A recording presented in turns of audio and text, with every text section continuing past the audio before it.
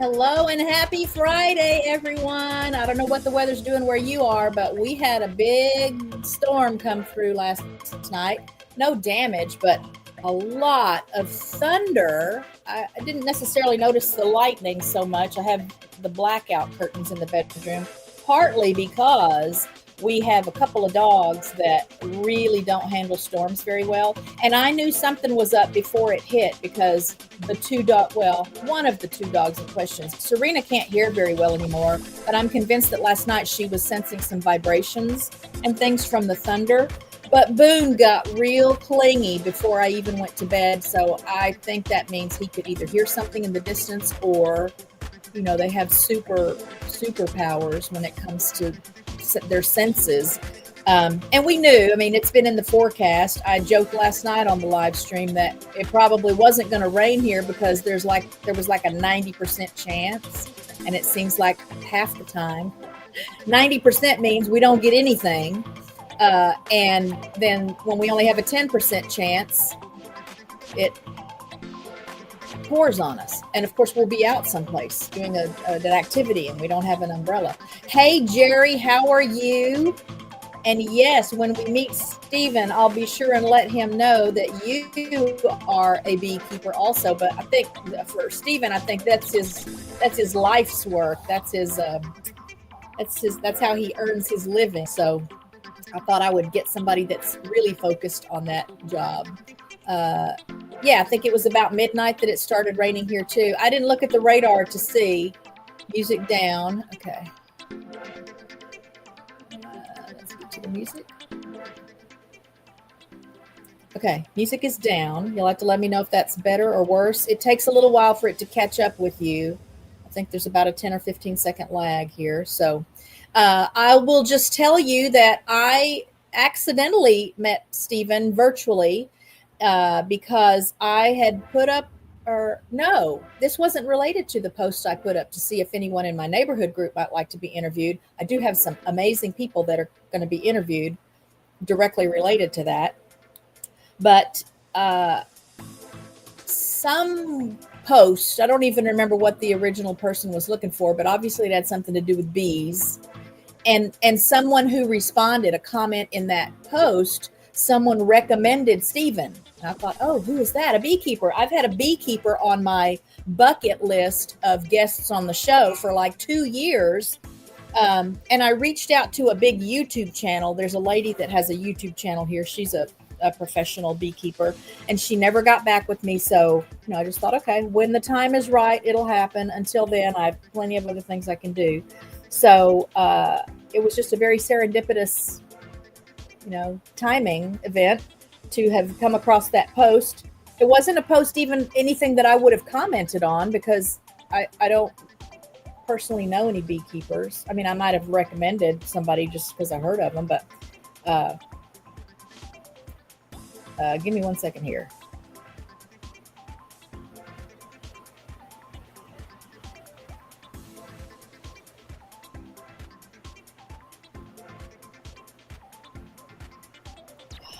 That's what a source of frustration that has turned out to be. But let's don't bring that into the stream. Without further ado, let me introduce you to my guest, Stephen Ross, professional beekeeper and owner of Ross's Rowdy Bees. How are you? Hello, doing great. Thank you. Happy to be here. Yeah, so you're in my area. You got some rain last night too. Absolutely, we did. And so at some point, I'll want to talk about like weather and bees, and like do they make more honey certain weather or certain seasons? Do they get, I don't know, do they get spooked by stuff? But I don't want to get ahead of myself. So let me pull up my little list of questions and tell us a little bit while I'm doing that about your business, your Ross's Rowdy Bees. How did that get started? How big was it when it started? And give us just kind of your background. Yeah, absolutely. I never looked at beekeeping as probably a long-term career per se initially.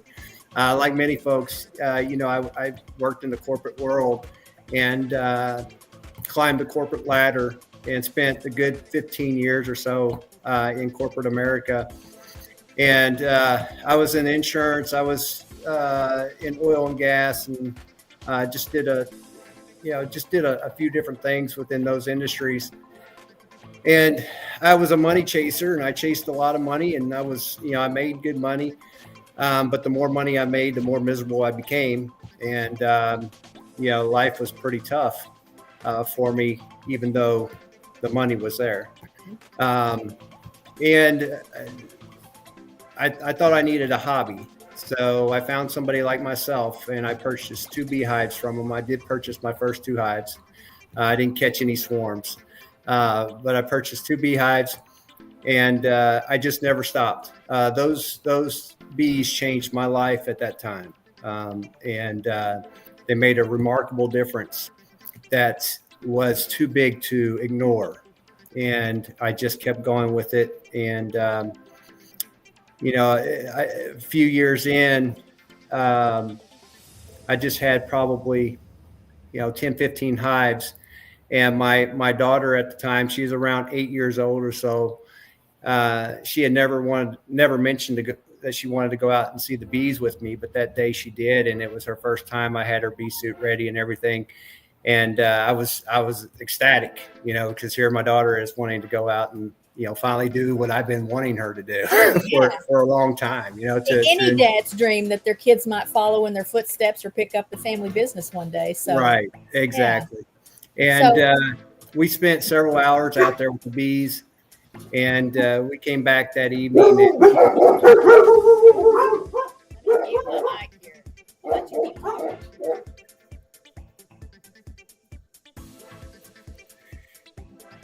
Let me let you keep telling your story while I go see what's going on with the dogs. Absolutely.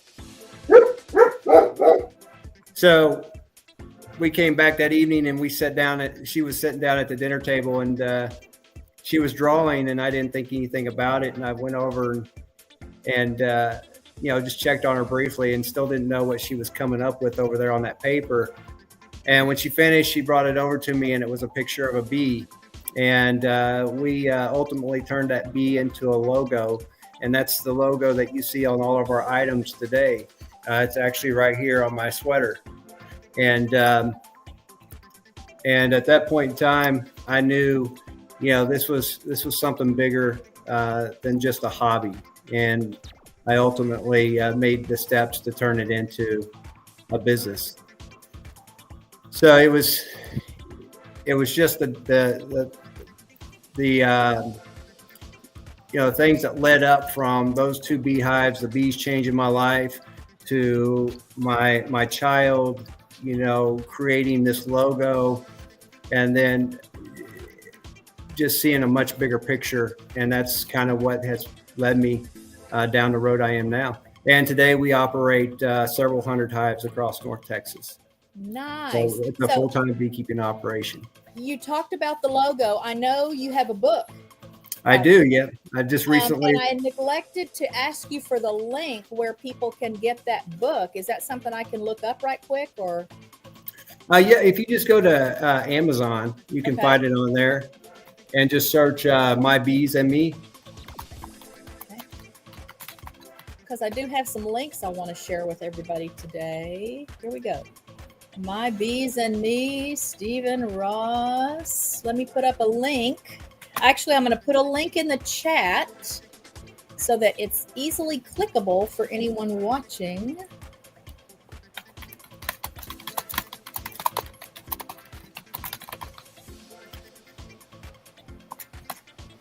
All right, here comes that, and then I'll put that on the screen as well. And how long ago did you write the book? I think that was roughly 5-6 months ago. Okay. I have a lot more appreciation for authors after going through that experience.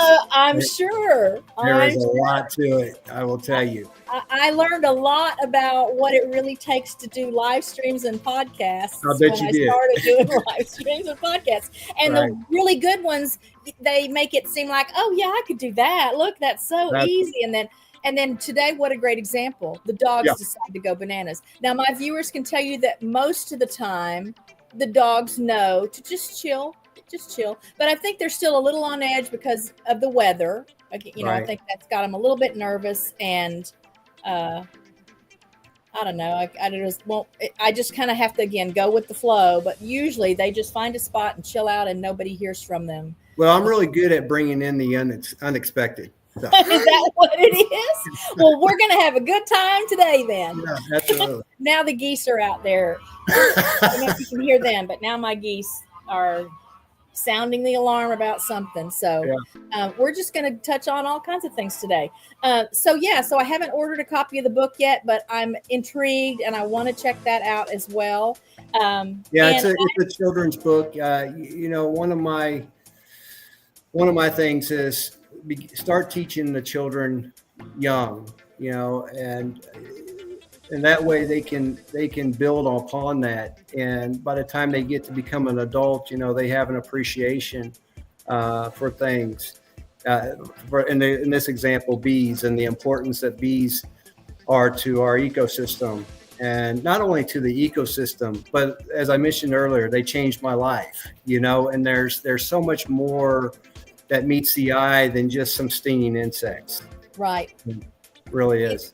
It's interesting. I just finished reading 2 books in a series of 3, and the main character in the book, he's actually a mortician, but he has a hive. That's his hobby. And when he goes home, and there are a lot of scenes in the book where he describes what the bees mean to him and his connection to the bees and how grateful he is to have them, because, you know, he's, you know, had a relationship breakup and all the stuff that happens to people in life. And it's the thing he can always go to and know they're there and they do their job and they don't judge him and they're not afraid of him and they don't think he's a bad guy. And I was very intrigued by that concept. I've never really considered having a beehive. I kind of think at this point I might one day, if nothing else, because I love honey. I like having honey and using honey in place of other sweeteners. Right.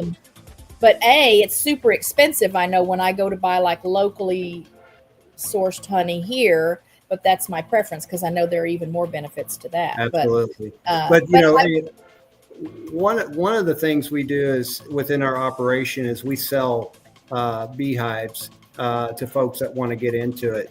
Okay. And we offer beekeeping lessons and, you know, classes and mentorship programs, things of that nature, because we want folks to be successful at it. Because I will tell you that a lot of folks find us after they've lost thousands of dollars and then they need help. Yeah. So we try to get that education up front so that they're, you know, so that they're successful with the beekeeping aspect of it and they enjoy it, you know. But you know, a couple of years back, I had a mother and son. I think he was probably somewhere around 8, maybe. And, you know, he had been battling some pretty tough times. And make a long story short, they wound up purchasing a beehive from me. And I went out and I set it up for him. And just a great experience. But the mother contacted me a few weeks down the road and said they just completely changed his life. They pulled him up. You know, interesting. Into a very positive state of mind. So, you know, they're also finding that bees can help with PTSD, you know, depression. So there's just so much more to it than some bees in a box. I'm so intrigued. And when you talk about the therapeutic benefits of bees, I don't mean to sound too new age or anything. Is it almost like a vibration thing, like a resonate? You resonate with them? I truly feel that is a big aspect of it. Yes. Okay. Because that's what I'm picturing when you're talking about the impact it's had on your life, and now knowing that there are even stories of people you've encountered that have had that same experience. And I'm curious about, so what does it mean if you buy a beehive? What is that? What do you get? What does that mean? Well, you pretty much get everything that you need as far as the hive and the bees go in order to start your beekeeping journey. I mean, really the only thing we're not offering is, you know, maybe a couple of the tools that you need and the bee suit. Okay. But other than that, you know, we're really starting you off on the right foot, because after you purchase a hive from us, it's not good luck. You know, that's not how we approach it. We approach it with we're here for you. If you have any questions, you need any help, just give us a holler, and we'll be there for you. And I think that's really been a huge part of our success is the fact that we're not just pushing product out the door and looking at the dollar. We're looking at long-term results here. Nice. And do the bees come from your own colonies? They do. Okay. So how do bees handle moving? How do bees, because that's something I want to talk about, like relocating also, but how does that work? Because my impression is that bees in a hive, and is it called a colony of bees? Yes. Okay, a colony of bees lives in a hive, and I've always imagined that they are like bonded. I mean, they can recognize each other. They know where their hive is, and is that well? right? You know, I kind of like to look at it from a standpoint of what do you feel like when you move? You know, have you ever had to move? You know, it can be pretty stressful, and it works in a similar way with the bees. When if we're cutting bees out of a house and we're relocating those bees, that does add some stress to them. Okay. You know, and in the summers it can be even worse because you're dealing with some pretty extreme temperatures in Texas. So so you've got that added on to, you know, not on top of the removal itself and the relocation of the bees. But the bees are really in tune with where their queen is, you know, and they're pretty much you're gonna find the bees with her. You know, she's releasing her pheromones, and they can pick up that pheromone, and they're attached to her. And that's why you see a lot of videos where you find the queen in a large colony, and you know, you put the queen in a box, and all the bees follow. Right. Yeah, and I'm fascinated every time I watch something like that. And I'm a bug lover in general. I don't think anybody that's been to my channel more than, you know, or even once would be surprised to know. A big spider fan, even partly because I understand and appreciate their ecological benefit, but also because I just think they're beautiful and they're fascinating, and I love the lessons that wild things teach, like lessons that I think humans benefit from learning. And again, bees, what a great role model. Right, absolutely. I mean, loyalty and dedication and hard work and persistence and I just a lot of things that are lacking in a lot of people, if you're really honest about it. And I can't help but think that anyone who had the opportunity to observe that and spend time around that would start to learn, right? Absolutely. I mean, one of the things that really amazed me about a colony of bees is they're all working for a general purpose. You know, the same goal, right? And you're right. There's a lot that we could learn from them, in not just that aspect, but there are definitely other aspects. Did you grow up a bug lover in general? I did. Yeah, I grew up in central part of Missouri, out on a farm, and you would either find, you know, me outside with the animals. You know, we had some chickens and things like that, or you'd find my brother and I out hiking through the woods, you know, just doing our hunting for treasure, if you will. Like a scavenger hunt for, yeah. But we were always outside. I mean, we didn't have the phones. We didn't have, you know, the video games. We were just out with nature the majority of the day. Yeah, you're kind of describing me and my sister. I have a sister that's 11 months younger. We spent our whole childhoods just outside. And anything that would be still long enough to be picked up and inspected got picked up and inspected. And I drove my mother nuts because I would bring in snakes, you know, that I found in the creek. Yeah. And I'd have them in my bedroom. But I can sure see where that's a blessing now with what you're doing with your life. I can't imagine if somebody really had heebie-jeebies about, you know, insects and bugs, they could reap the same kind of benefits. Maybe they could if they had a nice introduction to it and some support like you offer. Have you had people purchase hives and start beekeeping that initially were kind of freaked out or turned off by being around bees? I absolutely have. Yeah, or I truly have. And again, I think honeybees, for example, get a bad reputation because of the other stinging insects that we have out there, the yellow jackets, the red paper wasps. And it's kind of one of those things. If those are bad, then these are bad. And it's, and after a while, working with the bees, some of these folks begin to realize that it's actually very enjoyable, and it's not,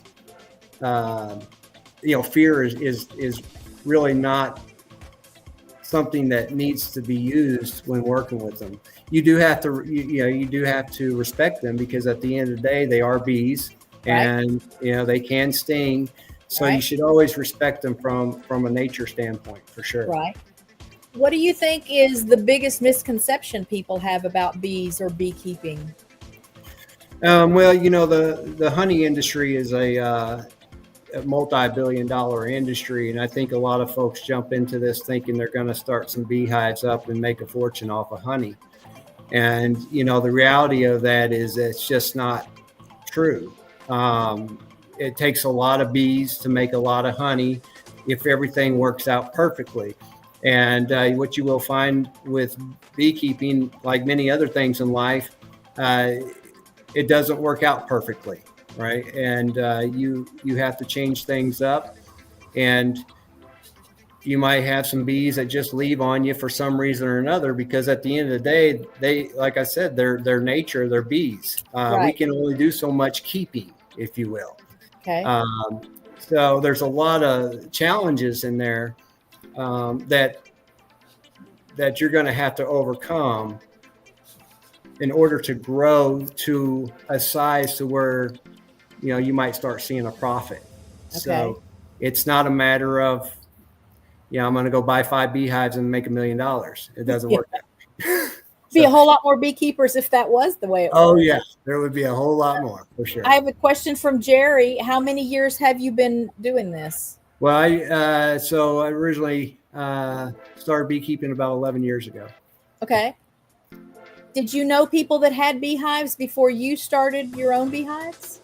I didn't. And I'm really a first generation beekeeper. Okay. I built this business from the ground up. Okay.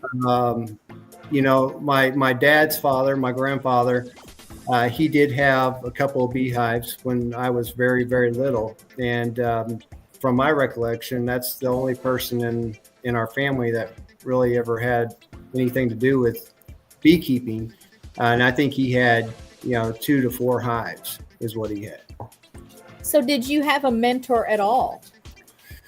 Besides? Yeah, that's a great question. One thing about beekeeping and learning about this art is you'll find that there's a lot of advice out there, and they've got a lot of different groups you can join. There's a lot of different associations you can join, and I didn't really partake, or I haven't yet partaked in any of those really, because what you will find is there's a lot of new beekeepers trying to teach other beekeepers how to beekeep, and you get a lot of mixed advice. So, I did a lot of research on YouTube, like a lot of folks do, but at the end of the day, it was really just hands-on experience and learning as I went. But I did tell myself, if I become successful at this, then I will make it a point to help others, because I will tell you that I lost a lot of money just trying to learn by trial and error and researching YouTube. And I want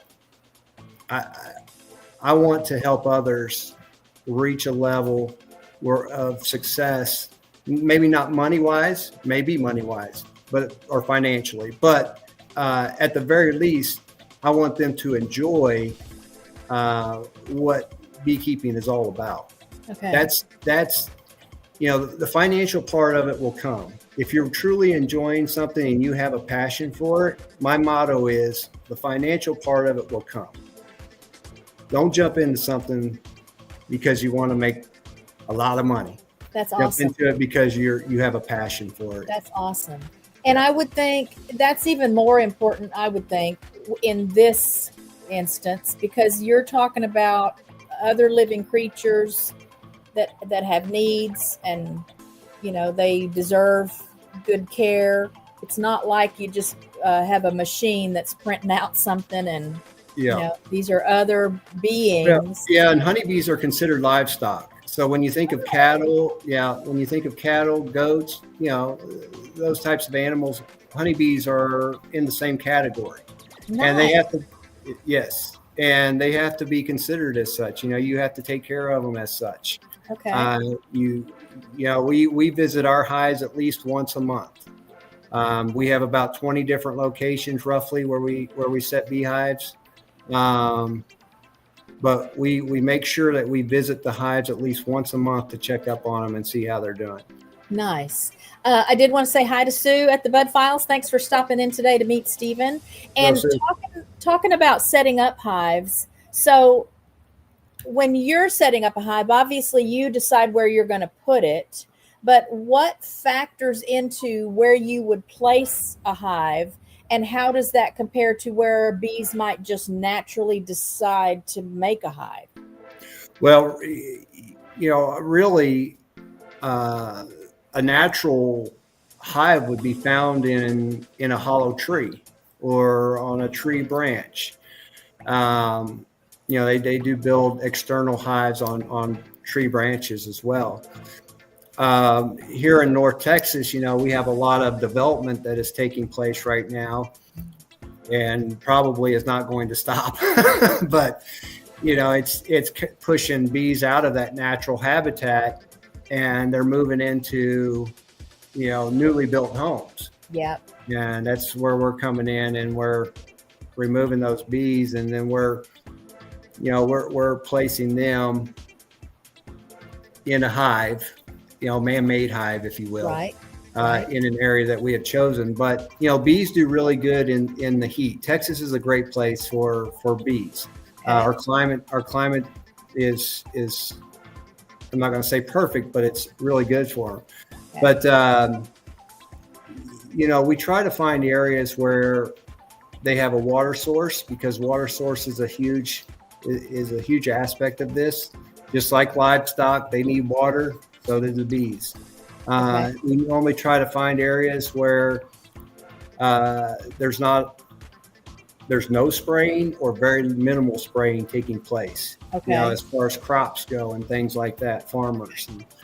And we also try to locate areas where we can put the hives on a tree line or somewhere where they can get some partial shade throughout the day.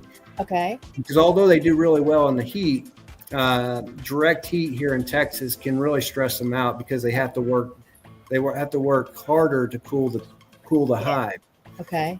They like to keep the hive about 95 degrees, and as you can imagine, when that Texas sun comes out in the middle of summer, keeping something at 95 degrees can be pretty challenging. So yeah. So is the 95 degrees? I mean, that's like incubation temperature. Is it for the young? They need the temperatures to help hatch the eggs. Absolutely. Okay. And so some comments from the chat. So Jerry's got 3 hives, and he has not lost a hive as of yet. But Jerry, remind me how long you've been raising bees. They have every kind of animal at his place. He's in Missouri. Oh. They've got lots of land, and so they've got cows and horses and goats, and chickens, and lots of dogs. They adopted one of our foster dogs once upon a time, so I have a nice connection with them. That's great. What is the difference? I should know this, but I don't know if I do. What's the difference between a swarm of bees and just a hive? Well, so what happens is, if a colony outgrows the space of their current hive, in order to free up space, a percentage of the bees will leave that hive. We sort of give it a 50% of the the number is around 50% is what we say. 50% of the bees will leave that hive and they will go out and look for another location. Okay. Well, that action of them leaving that hive is a swarm. Okay. That's what we call a swarm. So when you see pictures or videos of big clumps of bees hanging on the side of a car or on the side of a house or on the side of the tree, that's a swarm of bees. And that's really when they're in their most docile state, because they're really not focused on protecting anything at that point, because they've left their hive. Okay. So that aggression is not there because they're not protecting that hive any longer. They're just focused on identifying a new location to build their new hive. Okay. And when they leave, so the ones that leave, is there a process that determines which bees will leave? Does it tend to be newer bees that hatched, or it is a mixture, but it's not going to be your most it's not going to be your youngest bees, per se, because the youngest bees are unable to fly for a period of time when they hatch. What their role when they first hatch is what we call to be a nurse bee, and a nurse bee will take care of the larva and the brood, which is the bees that are fixing to like a clutch. Clutch of bees. Exactly. So they're taking care of that aspect of the hive at that point, and then after a couple of weeks or so, then they're bumped up or promoted to worker bees or foragers, and that's when they're going to leave the hive and they're going to go out and they're going to collect resources for the colony. Okay. So when you see a swarm, is it automatically is there a queen with them? There is. Okay. So what happens back at the hive then, the hive that they left? Yeah, so the colony is actually in the process of creating a new queen. The bees can create a new queen by feeding royal jelly to larvae. And royal jelly is a substance that they just create, and they feed that to the larva. And by feeding the royal jelly to the larva, this is going to start the queen process, creating a new queen process. Okay. That queen will hatch, that new queen will hatch, and she will stay with the current hive, and the old queen will leave with the swarm. Okay. So for a while, the hive that they left does not have a queen. They wait for the queen to hatch, the new queen to hatch. Yeah, normally that's yes. Okay. That's normally how it's going to play out. But they're still working and making honey and doing all the same things? Absolutely. Okay. So are there, for like someone like me, like I know you can buy like a bat house or something if you want to attract bats. Are there things you can put on your property or plants you can grow that would most attract bees in Texas, in this part of the country? Well, I tell you what, you have one or a couple of beekeepers in here, and I don't know if they've ever tried to catch a swarm or not, put up swarm traps, but I know some folks that will just go out and do all kinds of work to catch a swarm of bees, in a nice fancy swarm trap, and they don't catch anything. And then you've got somebody else over here not trying at all, and they catch something in their bush. It doesn't always work as planned. Okay. But you can purchase swarm traps. I mean, you don't need something fancy. You can build you a little box and place some lemongrass oil in there where you think there's a high traffic area of bees, and potentially catch a swarm that way. Bees are really swarming around, the first part of spring, mid-spring, because like many other things in nature, they're growing, or the queen's laying a bunch of eggs, just like your animals are having a lot of babies, and it's just right. So you have populations expanding, and because of that expansion, the bees are running out of space, like we talked about before. So then, you've got that process of swarming going on around that time. Okay. So I would love to visit with you about relocating bees. So you're the guy people can call when they come across a hive or there's the swarm on their car. And regarding when you come upon a swarm, what is the number one thing you tell people to do? Or maybe it's the number one thing you tell them not to do? Well, what we normally advise them to do, if the bees aren't causing any issues, just leave them alone, because they're normally going to move on to where they're headed to. Right. They're not looking to build a hive on your car. Right. Okay. That's like their resting point. Okay. And then they're going to move on within a few days. Okay. And normally that is the case with many swarms. I mean, I would say there's probably a 90% chance, maybe a little lower than that they're going to go ahead and move on if you just let them be. But so, no pun intended. Yeah. And again, that's when they're really at their most docile state. They're not in aggression mode. Okay, so right. if you can just leave them alone, that's the way to do it. Okay. What if you have to take your car to work, though? Well, then you need to call somebody that probably has experience with dealing with bees. That's okay. Again, that's when your phone rings, right? Yeah, exactly. Now, I'm pretty sure I saw on your Facebook page, and I'll post that link here too in just a second, at least one instance of what I would consider really large hive that you helped extract or relocate or whatever words fit there from someone's home, like inside the wall or in the floor. Where did I see it? So I'm guessing. Yeah. So a few weeks ago,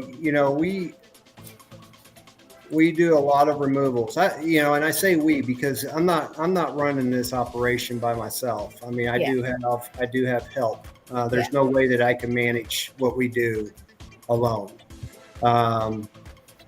But we were over in Plano, Texas, and they had bees going in and out around the soffit area. It was an elderly couple, but the son had been over there to his parents' house one day and saw the bees.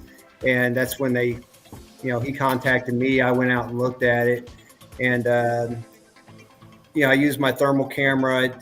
We use a thermal camera to kind of get an idea of where these bees are located, because as I mentioned earlier, these bees do put off a lot of heat, and we have the ability to point this thermal camera at the surfaces and kind of determine where the colony and where the hive is. Okay. In this particular removal, we found that the hive was in the dining room ceiling over a bay window.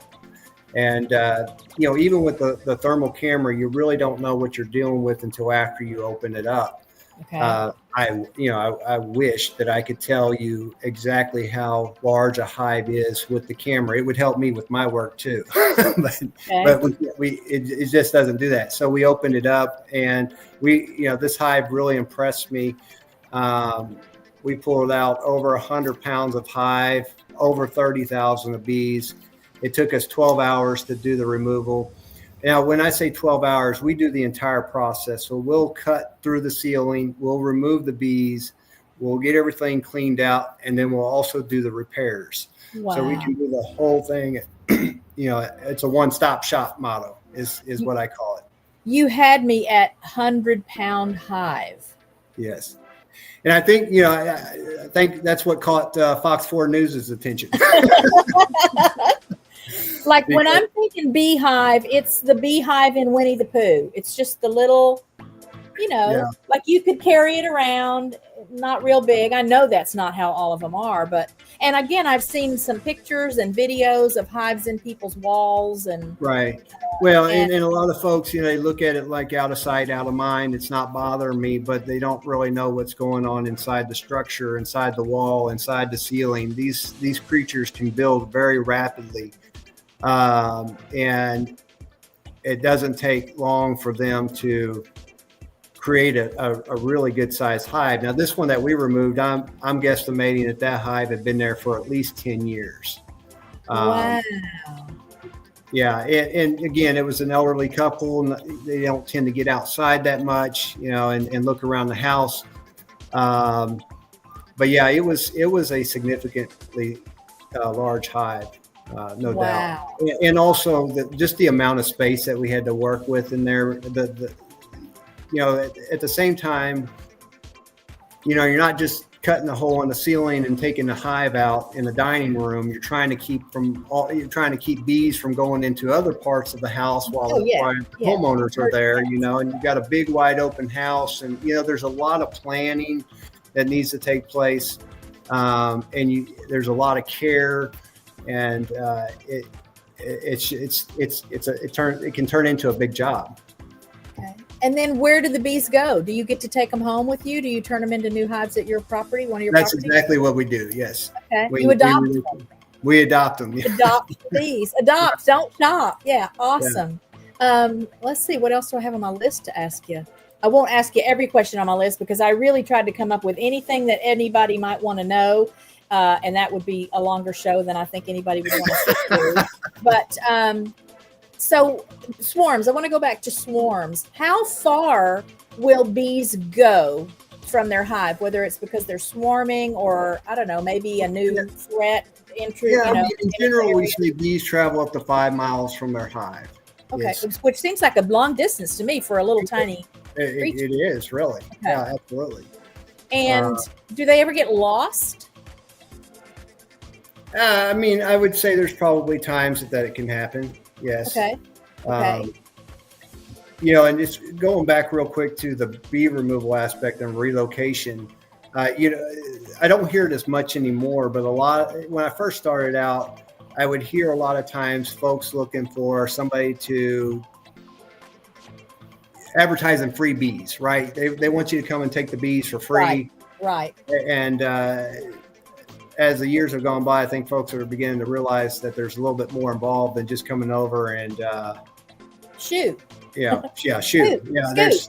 yeah. Like I say to the dogs. Yeah. Yeah, and there's no such thing as free bees, okay? Because like me, I have guys that I got to pay to help me do the work, and then we got to transport them out to wherever we're taking them, and then we have to spend money in doing the repairs. And like I said, I don't hear it as much anymore, but we were talking about earlier with the stress. I mean, it can stress them out when you relocate them. A lot of folks, probably still have the idea that we can just remove bees and start selling honey and making a profit off of that. And that's not how it works. We've got to invest time. We've got to invest money into maintaining these bees. If we can keep them healthy and we can keep them alive and we can keep them around, then maybe within a year or so, we can start seeing some honey production off of them. Okay. And so back to relocating, when you're working at extracting this hive and bees out of people's homes or wherever it is they are that somebody doesn't want them to be, how do you find the queen and how do you protect her? Because I do understand that once you have the queen, her bees will go with her anywhere. Right. You can round them up pretty easily just by letting them know where she is, but how do you find her, especially in a hive that big? And then how do you protect her? Yeah, after you've done this for some years, you get a little bit more in tune with where she can be, and you can identify her quicker. It's just experience, really. Okay. And then once we find her, we can put her in what we call a queen clip, which basically, or a queen cage. It's basically a type of tool that we can use to just put her in and protect her until, as we're working with the rest of the hive. I will also tell you that from my experience, it's not as easy as they make it look on YouTube. Okay, it's and going in without a suit or being protected. It's, occasionally you can run into bees like that you can work that way. But I will tell you that a lot of times it doesn't happen that way. It's one of those, 1 in 100 things. Hey, grab my phone real quick. This is a nice friendly hive. Let's shoot a video. Yeah. Okay. Yeah. So, yeah. Yeah, don't believe everything you see on YouTube. Don't believe everything you see on Hello YouTube. to Jake. Thanks for stopping by and meeting Stephen. And thank you for joining the channel. That's always exciting to me. I'm doing well. It sounds like Stephen's doing well. And I'm learning, maybe I'm learning things I need to know to be ready for when this phase comes for me. Yeah, we're going to have to set you up with some hives. Oh gosh, I just might have to get with you on that. Have you ever had like a dangerous, like you've had to relocate bees from a dangerous place, like dangerous for you? Well, in a chimney or someplace where, we find ourselves at extreme heights a lot. I mean, we're, 30, 35 feet up, trying to cut bees out of a roof. And when you're that high up, you can't run. If the bees find a way in to get you, as far as stinging you, you've got to deal with that until you get to the ground, in a safe way. Over the last, 6 or 7 years, we've ran into probably maybe 4 or 5 really aggressive colonies, that we just couldn't save. Because a lot of times when we're doing these removals, we're working in town and you have a lot of people walking up and down the sidewalk, walking their dogs, whatever it may be. And you just can't risk, these innocent bystanders. Bystanders getting injured. So you have to take, measures to, exterminate those bees as quick as possible. Right. But the good news is, it doesn't happen often, but it can happen. And those are the type of bees where you jump in the car and they're still following your car 2 blocks down the road. Yeah. People make movies. People make movies about it. That's in fact, I think there was a movie called Swarm. I'm sure I've seen it because I love those kind of movies. Yep. And I think that movie probably played a big role in making people be so freaked out and afraid of bees. Oh, I think it was bees in the movie. I don't know what kind of animal it was. Jerry asked this earlier, and I meant to put it on the screen. So thank you for asking again, which is always true. If you guys ever have a question and I don't respond or I don't put it on the screen or something, just put it on again. It just means I got distracted or I was looking at another thing like my list of questions or something, and I may not have seen it. Do you ever use a bee vacuum? We do use a bee vacuum.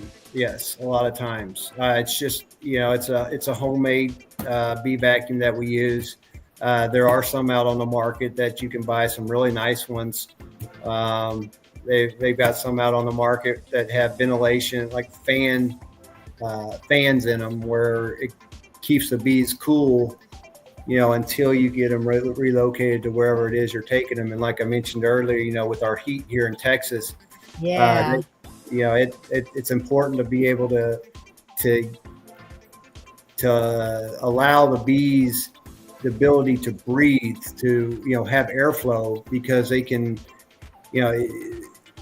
they can die rather quickly if you just got them shut up in a container where there's no air circulation. Okay.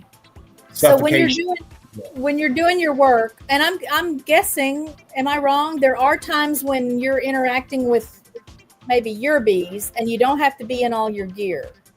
Is that right? Yeah, there are. I mean, we sit in the backyard to have a soda and read a book and have to be in bee gear. No. For the most part, our bees especially are very docile bees. They're not gonna get stirred up unless we're over there digging in the hive. And there are even some times throughout the year where we have some really, really docile bees where we don't necessarily have to wear a bee suit or protection. My motto is, though, set a good example. And be smart, because I think a lot of these videos of these beekeepers working without protection could potentially send the wrong message to someone. I'm not going to say that I'm always, sending the best message when it comes to protection, because you will find me do some videos without the protection on. but I will always be preaching wear the suit, because it is nature, and you just never know when things are going to turn on you, and it's better to be protected for that. Yeah. One of my mottos for life has always been, it's better to have something and not need it than to need it and not have it. Absolutely. And so I won't even ask you how many times you've been stung, because I would imagine you kind of lose count. Oh yeah, absolutely. But is that something that, unless you're allergic, so I'm not talking about people that are allergic. So I'm guessing you're not allergic to bees. Jerry is allergic to bees, so he has to have an EpiPen with him all the time.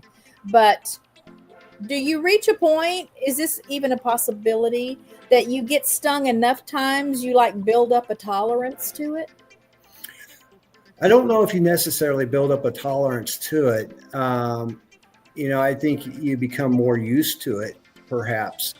Now, I have worked with individuals that have become allergic from being stung so many times over the years that they have now obtained. They now have an allergic reaction to bee stings. Okay. And they carry an EpiPen. They still beekeep. They still, enjoy the beekeeping aspect or the hobby.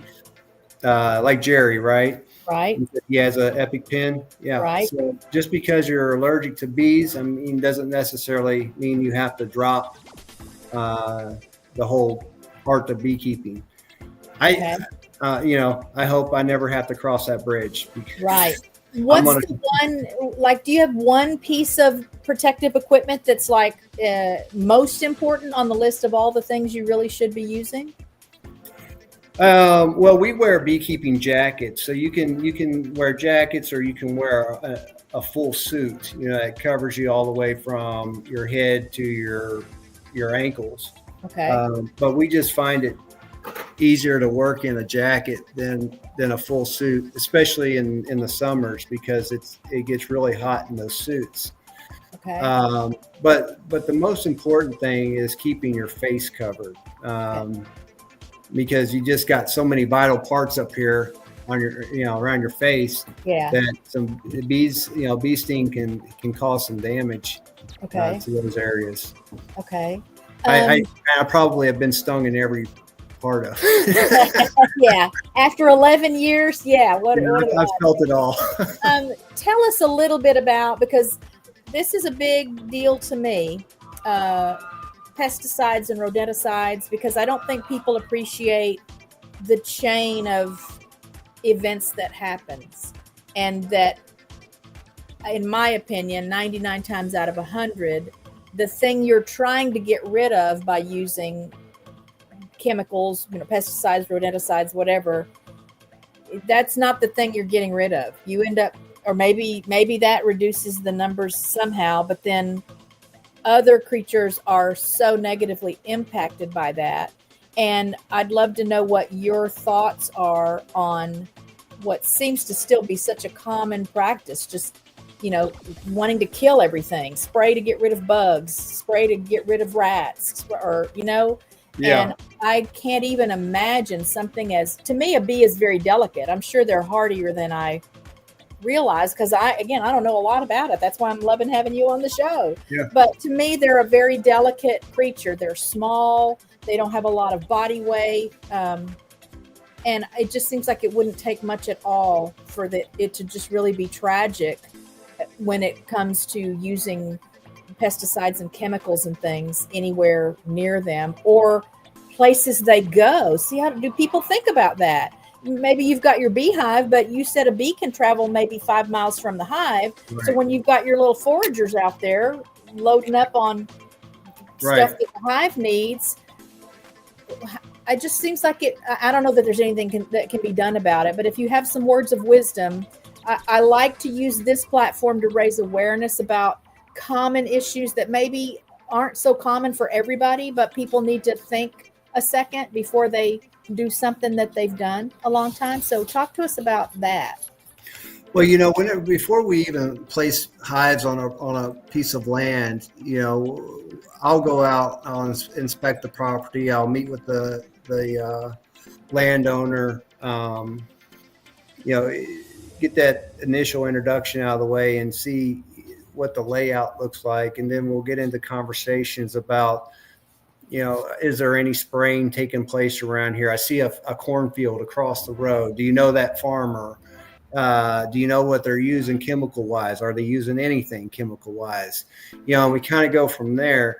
And from there, if the farmers are using chemicals and the landowner has the contact information for that farmer, then we'll reach out to the farmer and we'll, build a relationship there, and we'll, communicate, okay, well, when do you do the spraying? If you have to spray, when do you do it, so that we can be prepared for that. Okay. There's nothing cheap about beekeeping. Beekeeping is not one of those hobbies that you jump into because it's cheap. Okay.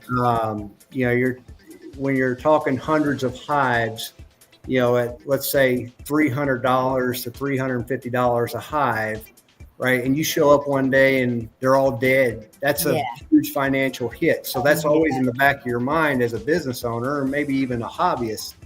But we want to make sure that we take every step that we can to ensure that our investment is protected. Okay, right? Makes sense. So those are some of the actions that we take there. I will say over the years, I feel like the idea of spraying and killing everything has gotten a little bit better by homeowners per se. Yeah. Because I run into a lot of folks that say, look, I don't want to spray the bees. I want you to save them. And that tells me right there that they already have some sort of understanding about chemicals and, the harm that they can cause. Right. And the importance of bees. And, but, we always try to educate the customer or the homeowner on well, let me put it this way. When we do work for a person, we commend them for contacting us and doing the right things, right? And not killing the bees and having us relocate them. And at times we'll get into the conversation of pest control and, the importance of not spraying everything in your yard. Keeping it limited to certain areas around your foundation, things like that. And also natural remedies to some of the insect issues you may have. Essential oils have a lot of uses, and pests, they can be used on pests to help treat for certain infestations that you may have. Yep. And, a lot of those essential oils are perfectly fine for bees. So these are definitely conversations that we're having out in the field with our customers. But I feel like I probably hear the better side of things because folks are calling us to have the bees removed. So they're sort of in a different boat than the people I never meet who are out there spraying the bees. Just killing everything. Killing everything. Yeah. Do you have a bee fact or a set of bee facts you can share with us that tends to blow people's minds when you tell them or when they learn it? Oh, well, the queen can determine what type of, let's see. Well, I'm trying to figure out what would be my best one. You're not limited to just one, but I'm sure there's something that you found yourself telling somebody more than once and they said, what? I never knew that. Well, I mean, so bees are very clean creatures. They like to keep their hive nice and clean. They won't even relieve themselves inside the hive. Oh, wow. And if a bee is to die inside the hive, they will carry the dead bee out of the hive and drop it on the ground outside the hive. So they are very, very clean creatures. Okay. The queen can actually live up to around 6 years, roughly. Wow. The older she becomes, the less efficient she becomes as far as laying eggs. And if you don't have an efficient queen in your hive laying a good amount of eggs, then there's nothing replacing the population that's dying off. Right. So ultimately your hive or your colony will die out, and you lose your hive that way. So it's important for us to always make sure we have a good, productive queen in our hives.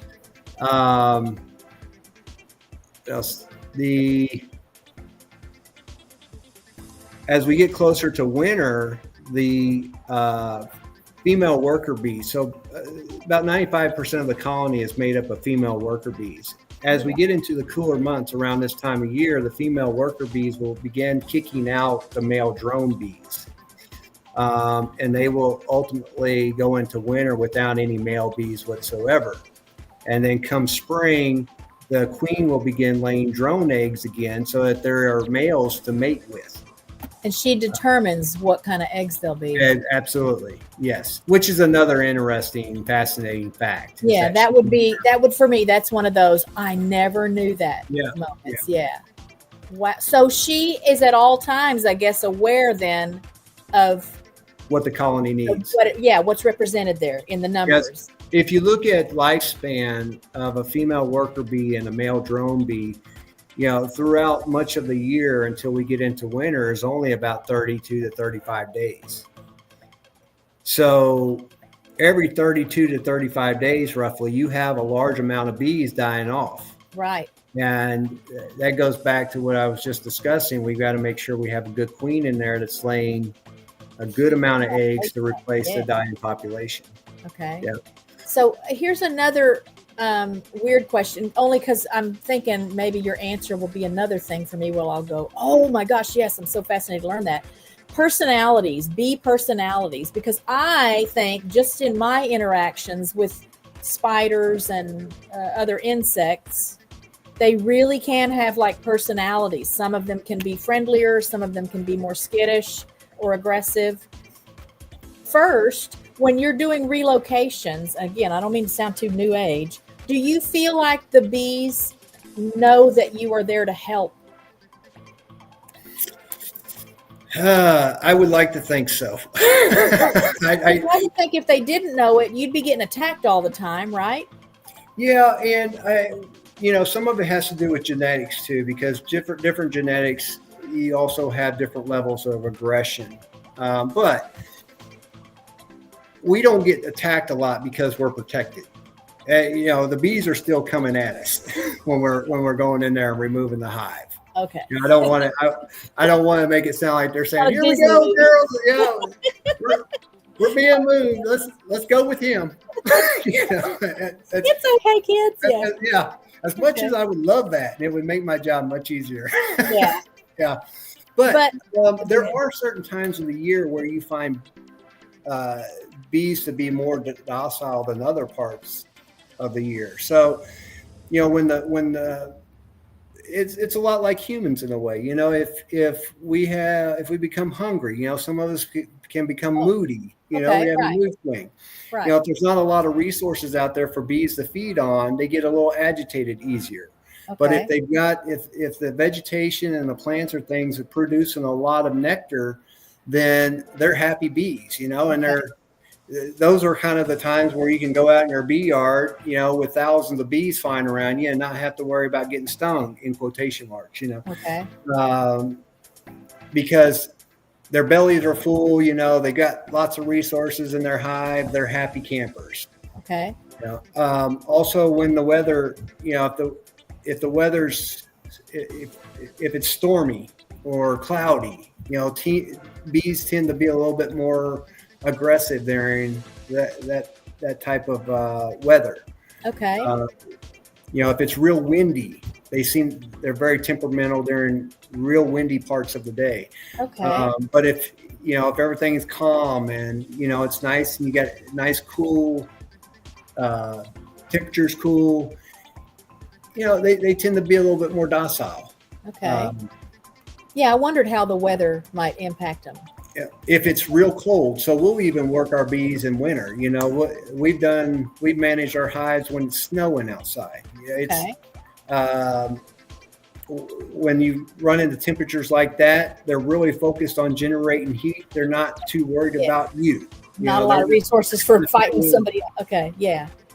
So, and do bees recognize people? Can they recognize faces? Do Do they know you? Or is that a silly question?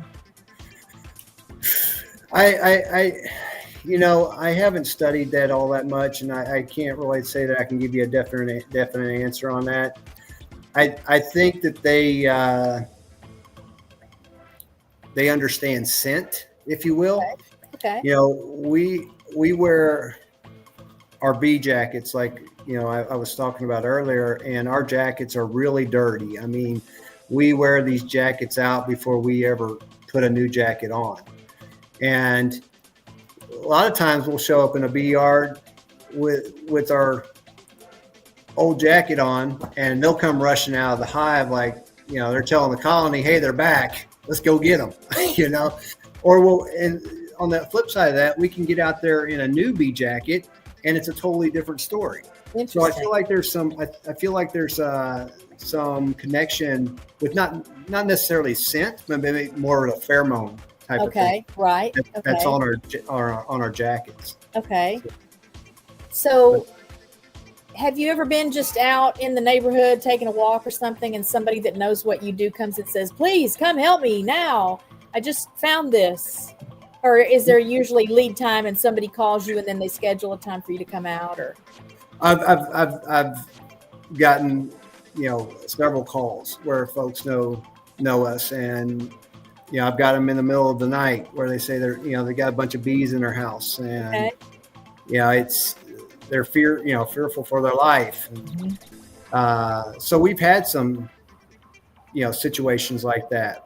Okay. Where folks have let a hive just go and go and go without being removed, and at some point the bees have found access into the home, and they show up at home one day and their house is full of bees. So, which is another great reason to address a beehive in your house as soon as possible. Don't let it continue on. They're not going to leave most likely on their own. You got to get a hold of somebody like us to get them removed. Okay. And going back to the spraying aspect of it, if you spray the bees, you spray the hive, and you leave everything inside your wall or wherever the hive is, in the long run, it's just going to cause you more issues because that stuff is going to rot. And the smell of dead bees is not a pleasant smell. It's a very bad smell. Who knew?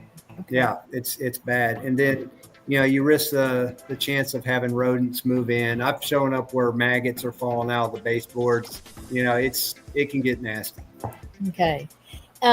Before I let you go, and you can tell us more and more, I just like to not make people stay with me all day long, but I would love if you've got like a piece of advice, something you would share with people about how to coexist with bees, maybe how to overcome fears about bees, and I think how to honor them, and if you don't have your own hives. Right.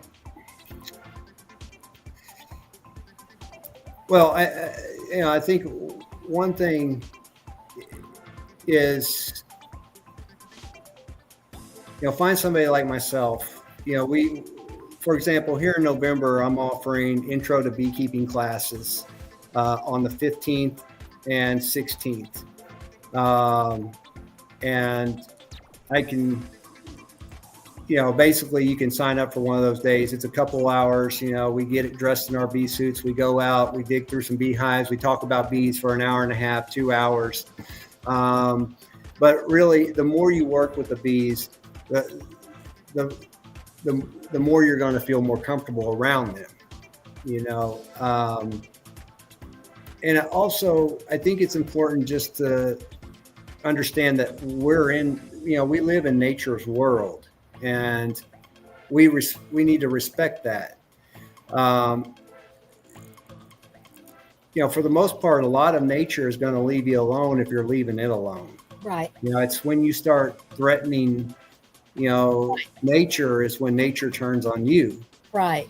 So I think having that thought in the back of your head and having the appreciation for the world that we live in when it comes to us and nature, I think that's important.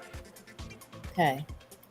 So do you have a favorite bee story or I don't know, a old folklore, a saying, something? Favorite bee story. I mean, honestly, I think my favorite story when it comes to bees is just how they changed my life, and I've built a business from a passion. I don't think you can get really any better of a story than that. No, that's amazing. And Yeah. what that should be something anyone should hope for, whatever the kind of work it is, right? Whatever the work is, that if you Whatever can the work come at is. the end of the day and know that it makes a difference in your life in a good way. Yeah. And I have a 16-year-old daughter, and I continuously preach to her, find something that you love now, and get really good at it. And if you want to turn it into something, then you can. yeah, And not saying that you can't when you turn 30. I waited late in life, to turn this into something. But the younger you can jump on it, I feel like it's better that way. yeah. Well, Um, I'm happy that you're using what you do to share that message, and because a lot of people learn too late. It doesn't have they to be do. about bees.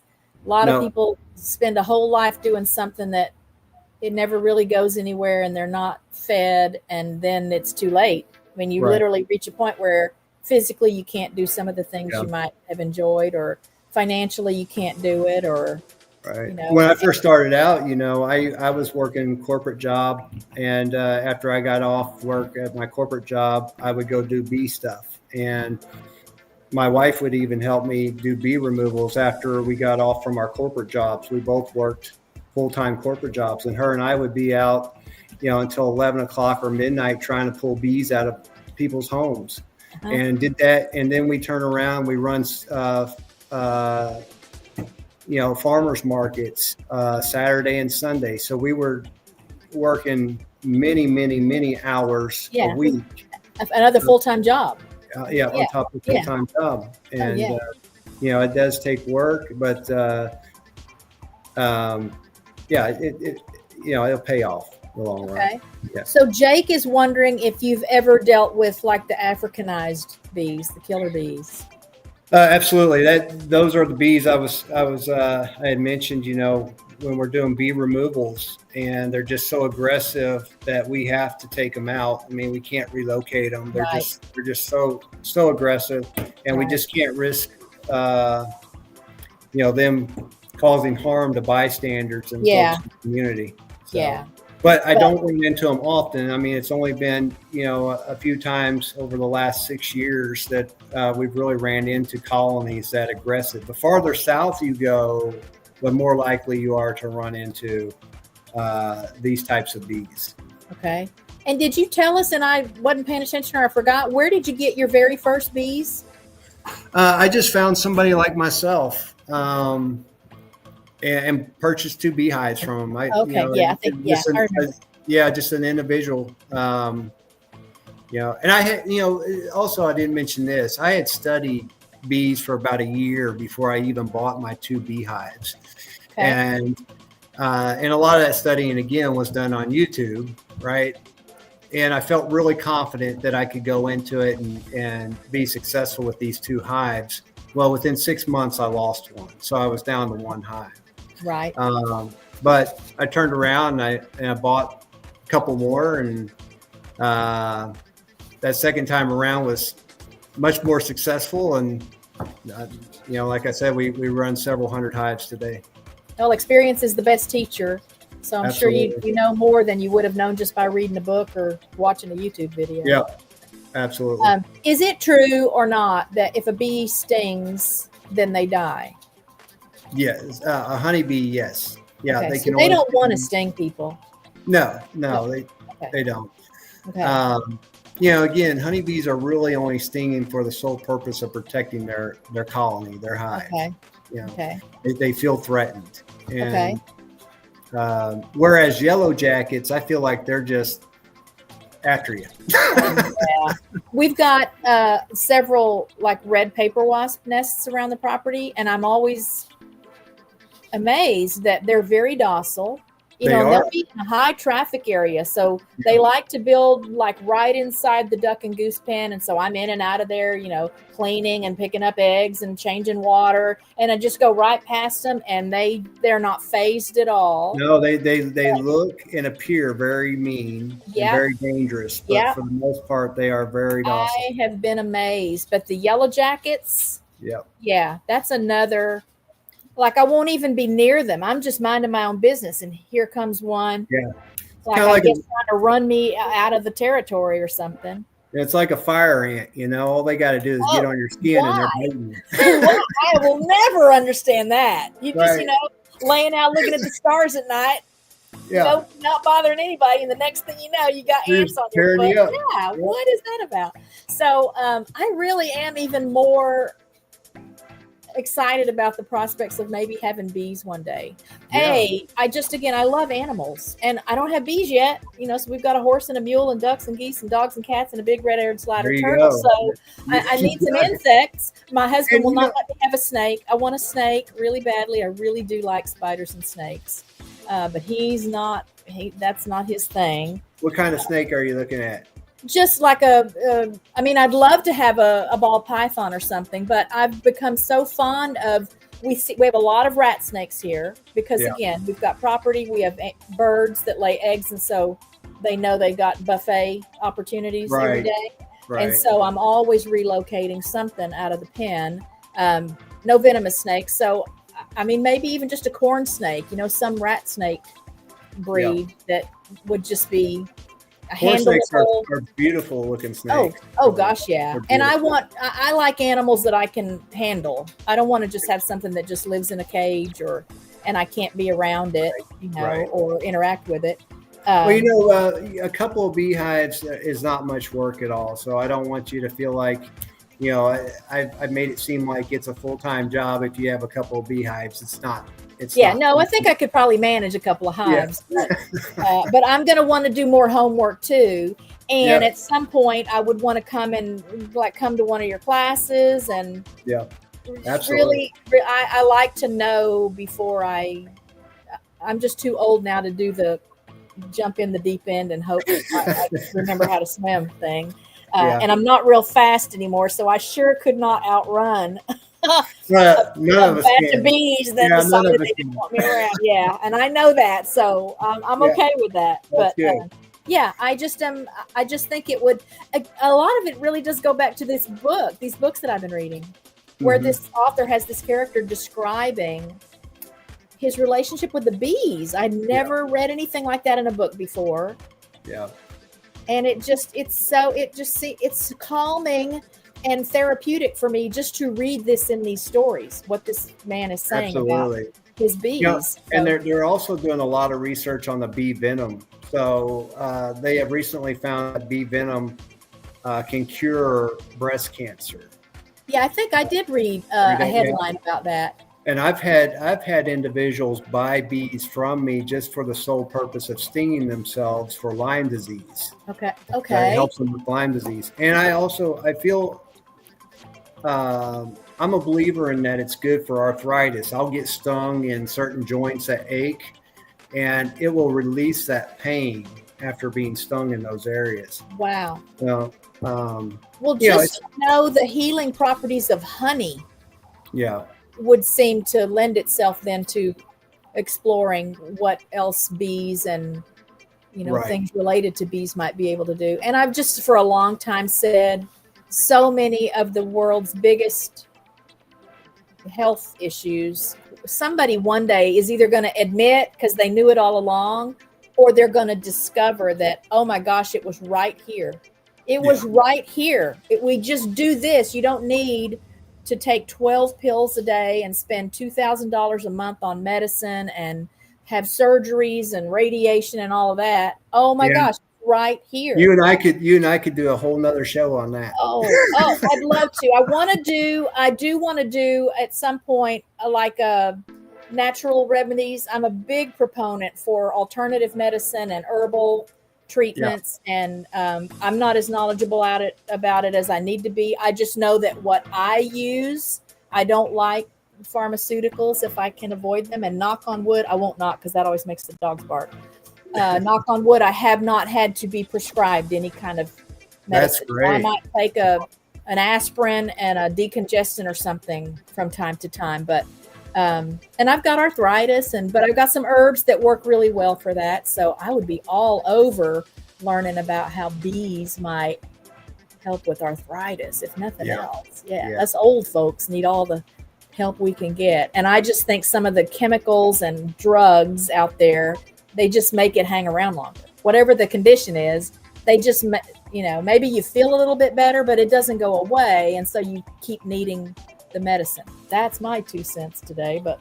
Right. Well, the other thing about natural remedies too is, folks are just so used to being able to pop a pill and feeling immediate, results. Whereas with something natural, you've got to build up your system. Cumulative.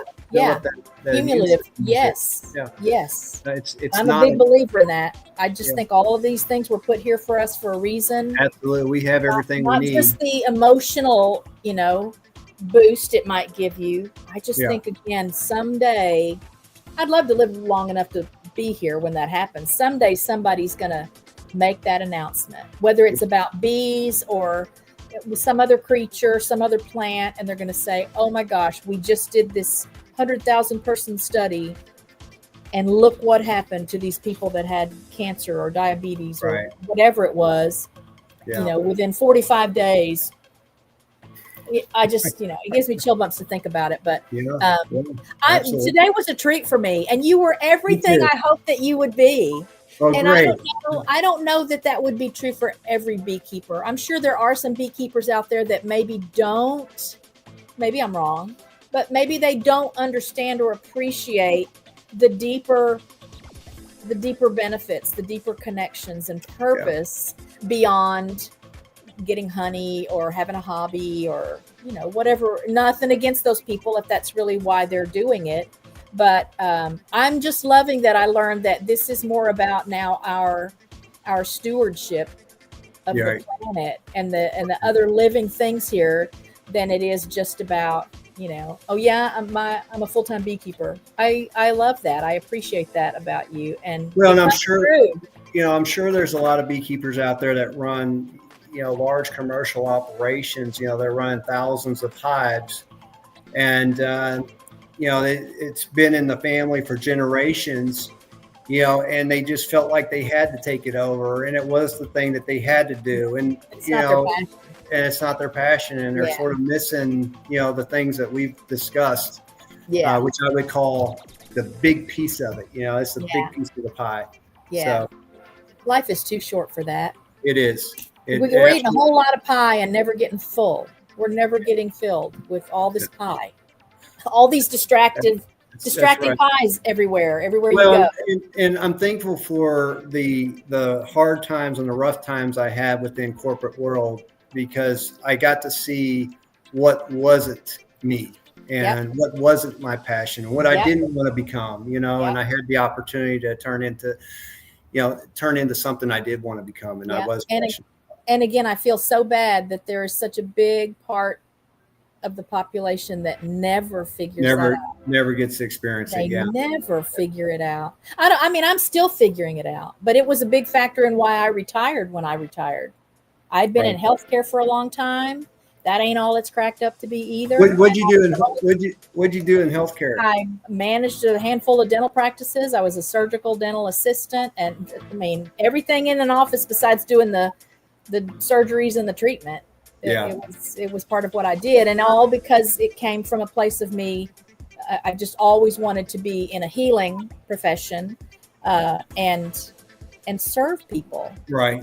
But then you do it long enough, and then it turns into all the red tape and the politics rules and people that don't appreciate what's being done for them, and they don't want to pay for it. And my mother spent 30 plus years in the medical field. She was an RN, and then she went into casework management. Yeah. And it was the same thing. She started out really loving it, and it just you know, Well, exactly what you're saying. You're echoing. the biggest mistake I ever made was moving from a clinical role to an administrative or management role. Yeah. Worst decision I ever made, because then I'm completely removed from the thing that drew me to it in the first place, the thing I was passionate about, but I was really good at that. I'm very organized and analytical and hyper focused so much of the time that I was really good at it, to the point I would have other practices even, you know, contact me and, hey, I don't know if you've been thinking about leaving where you are, but if you'll come here, I'll pay you this much. And you know, so I went through a time where I was making a lot more money than my husband was making even. Right. And just started realizing this is not worth it. You know, I had to miss the birth of my grandchildren, some of my grandchildren, and, you know, had dogs that were dying at home and I couldn't be home. And I thought, okay, no. I am too old for this. I should have learned enough now to realize that there is more to it than this. And, you know, my bank account's never recovered, but I am definitely. What good is your bank account, right? If your mental state isn't right, you can't even enjoy those fruits of your labors. Yeah. So it's like we have similar. We've had similar journeys. In a sense. Yeah, no, I'm totally connecting with you here today. This has been such a treat for me. Do you ever do, like, can people just come out and tour see your beehives and look at some of the setups and quote unquote meet the bees? We can definitely set some things up like that. I always urge people to try to join our intro to beekeeping classes if they can, just because we stay so busy. We're extremely busy. And it's, you know, we had that time allocated for the beekeeping classes, and it's really difficult for us just to pull away, you know, on any day to go meet somebody out in the bee yard, you know, and do a tour. But well, I'll definitely want to visit with you again at some point. Maybe we can put together a little collaboration and talk about some natural remedies, and that'll be my motivation to really put some work into that, because it's been on my to-do list for a while to share some of that information with people. And I know there's a couple of other YouTube content creators I know that are very knowledgeable about herbal things and natural remedies. And it's huge. One or two of them to come in too. And it's huge. And it's just, you know, it's so difficult to go out and just find healthy stuff, you know, and stuff that's good for you. It's becoming more challenging. Yeah. And so, you know, when people are educated about what certain things they can go out and purchase that is good for them, when they have that resource that, you know, that they can easily access and tell, you know, they can look at it and know, okay, this is what I need to put in my body, not this, you know. Yeah. Well, again, everything we need was already put here for us before we ever arrived. Absolutely. Somebody said, I don't know why we're still bucking the system and trying to come up with lab created stuff and artificial this and that. And that's exactly what it is. That's money hungry, just greed at the heart of all of it. So so man, you are singing my tune. This really has been, I hope you had a good time, because I had a great time. Thoroughly had a good time. I'm so excited that little just accidents like that can happen, that I wasn't looking to find a beekeeper to interview, and I can't remember who it was that posted your name with a link. Obviously it's someone that knows you. Maybe you're in that Keller, Texas neighborhood group. I don't remember if it highlighted you or not, but just right away. You know, nothing. One of my mottos is, you know, something that I live by more so today than ever, is nothing is a coincidence. Yeah, you know? No, I believe that. I absolutely believe that. And it helps some days when I'm wondering what's happening. What should I be doing? You know, right? Because to me, it just means I'm not tuned in somewhere. There's something that's calling to me, and I'm just not listening. So, so Jerry at Butler Family Farm, again, they have property, a lot of animals, a couple of hives. So I'll invite you to go check out his channel, and maybe you two can collab sometime. Maybe y'all could do a bee. There you go, Jerry. You can do a bee video. Get together with Stephen and y'all do a bee video. I still don't know enough yet to do another whole bee video, but this was an honor for me. I'm so excited about you. I'll be excited the first time I hear someone or meet someone that says anything about either wanting to raise bees, is that what you call it? Be a beekeeper? Or if they have a beehive, they need somebody to move, then I'll know exactly where to send them. I greatly appreciate it. And it's been a great pleasure being a part of your show today. Yeah. Thank you so much. And yeah, we'll get together again at some point. We'll have a project again together. All right. Absolutely. Thank you, Stephen. Take care. Bye-bye. Bye. Y'all, that was such a treat for me. So, again, y'all know I like animals. That is not a surprise. And if you've visited the channel really at all, again, when I say animals, I mean any other living thing that's not human. In fact, I pretty much like every other living thing that's not human a whole lot more than I like a lot of humans. So no surprises there. And again, I've got YouTube friends. Jerry, I know you raise bees. I've seen some of your bee videos. Two Doves, Bees, and Gardens. They raise bees. A lot of my homestead friends here that I've met on YouTube have bees. They're beekeepers as part of the work they do with their animals. But I don't know why I haven't jumped on that yet.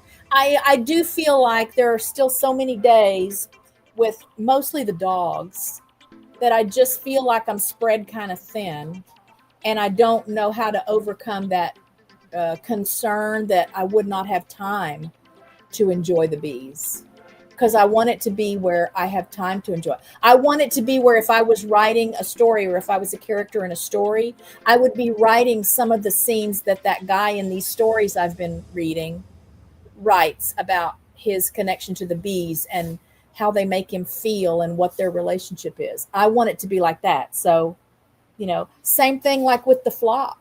I feel bad on days when I don't get to spend as much time with them. I like just sitting out there. I like watching them interact with each other and hearing the different little sounds they make and trying to figure out, what are they saying? Why are they saying that? I've got one boy in the flock right now.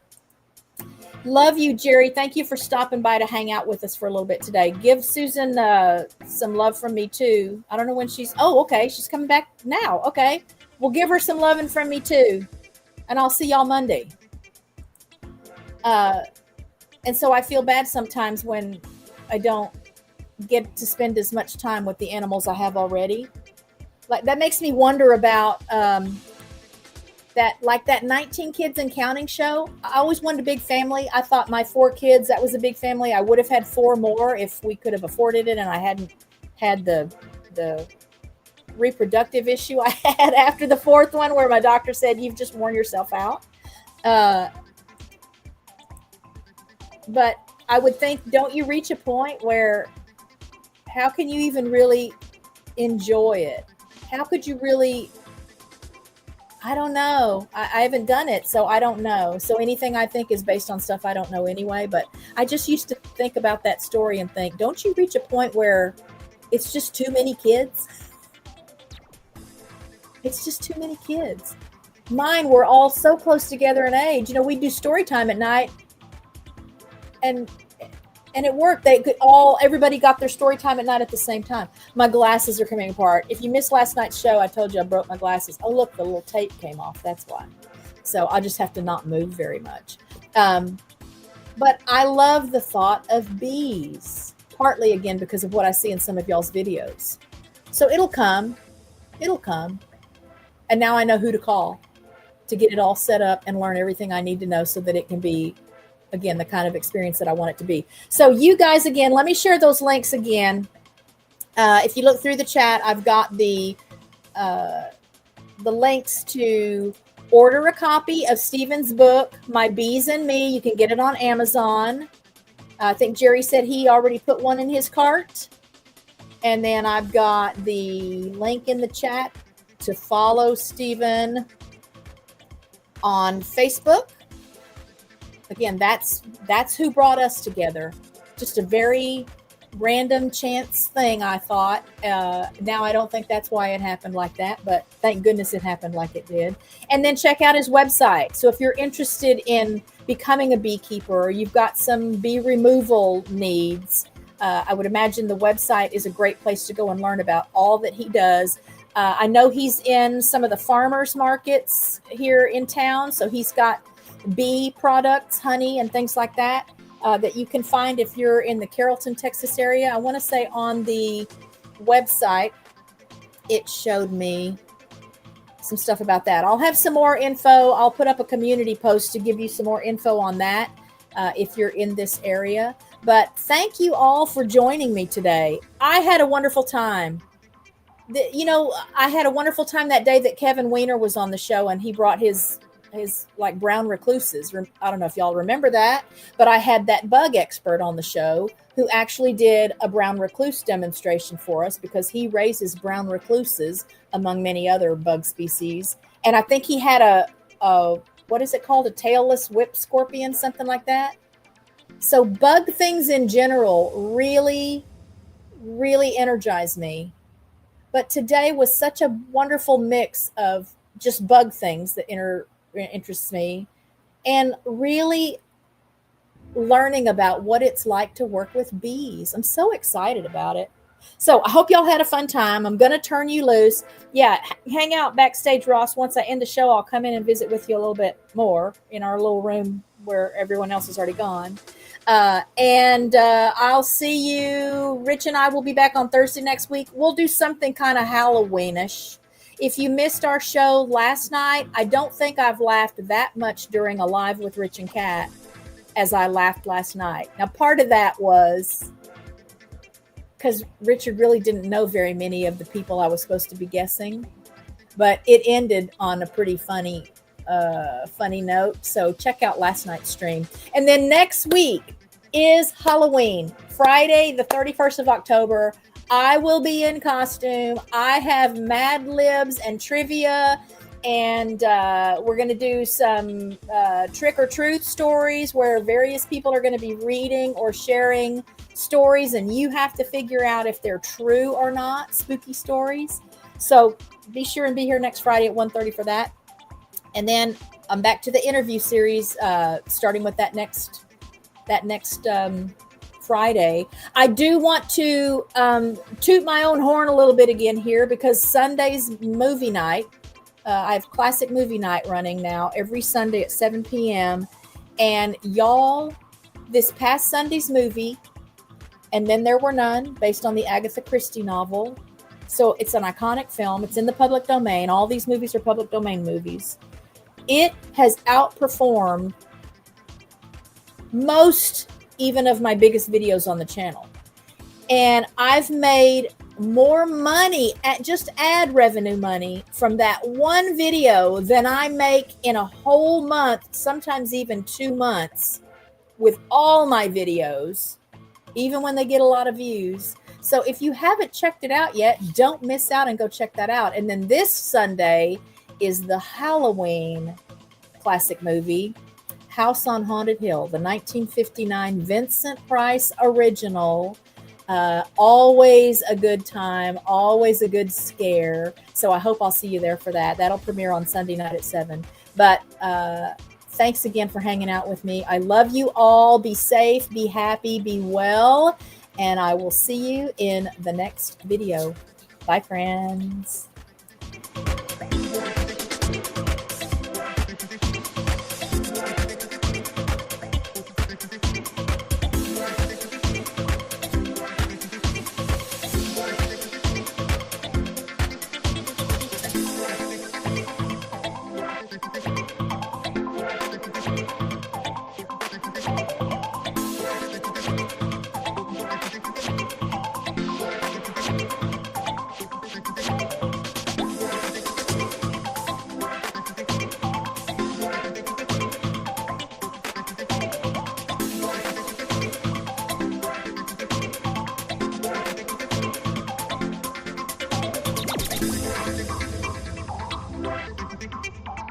Thank you.